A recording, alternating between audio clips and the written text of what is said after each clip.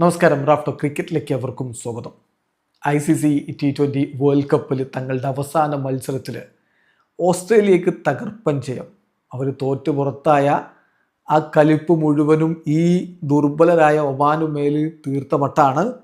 ഏതായാലും 9.4 ഓവറുകളിൽ തന്നെ വിജയലക്ഷ്യം മറികടന്നു. 62 പന്തുകൾ ശേഷിക്കെ 9 വിക്കറ്റിൻ്റെ വിജയമാണ് ഇപ്പോൾ ഓസ്ട്രേലിയ സ്വന്തമാക്കിയിരിക്കുന്നത്. ആദ്യം ബാറ്റ് ചെയ്ത ഒമാൻ നിശ്ചിത 20 ഓവറുകളിൽ അത് പൂർത്തിയാക്കാൻ പറ്റാതെ 16.2 ഓവറുകളിൽ ഓൾ ഔട്ടായി 104 റൺസാണ് അവർ അടിച്ചിരുന്നത്. 9.4 ഓവറിൽ 1 വിക്കറ്റ് നഷ്ടത്തിൽ വിജയലക്ഷ്യം മറികടന്നു ഓസ്ട്രേലിയ.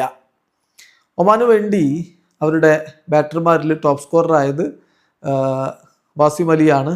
വാസിം അലി 33 പന്തുകളിൽ നിന്ന് 32 റൺസ് അടിച്ചു. പിന്നെ അവരുടെ ഓപ്പണറായിരുന്ന ജതീന്ദർ സിംഗ് 17 റൺസും അതുപോലെ സോനവാലെ 12 റൺസും മിർസ 16 റൺസും അടിച്ചു. ഇവർ മാത്രമാണ് 2 അക്കം കടന്നിരുന്നത്. വെറും 16.2 ഓവറുകളിൽ ഓൾ ഔട്ടായി 104 റൺസ്.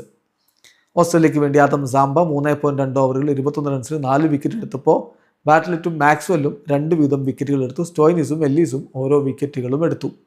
മറുപടി ബാറ്റിങ്ങിൽ ഓസ്ട്രേലിയ തകർപ്പൻ ബാറ്റിംഗ് ആണ് നടത്തിയത്. അവർ 10 വിക്കറ്റിന് ജയിക്കുമെന്ന് തോന്നി. പക്ഷേ 93 റൺസിലെത്തിയപ്പോഴാണ് ട്രാവിസ് ഹെഡ് പുറത്തായത് 9ാമത്തെ ഓവറിൽ. അദ്ദേഹം 19 പന്തിൽ 6 4 സഹായത്തോടെ 32 റൺസ് അടിച്ചു. പിന്നെ മിച്ചൽ മാർഷും ഇംഗ്ലീഷും ചേർന്നുകൊണ്ട് മത്സരം അവസാനിപ്പിച്ചു. 6 പന്തിൽ നിന്ന് 2 4 സഹായത്തോടെ 12 റൺസ് ഇംഗ്ലീഷ് അടിച്ചപ്പോൾ 33 പന്തിൽ നിന്ന് 7 4ഉം 4 6ഉം അടക്കം 64 റൺസ് അടിച്ച് മിച്ചൽ മാർഷും പുറത്താകാതെ നിന്നു. ഏതായാലും തകർപ്പൻ വിജയം ഇവിടെ സ്വന്തമാക്കി.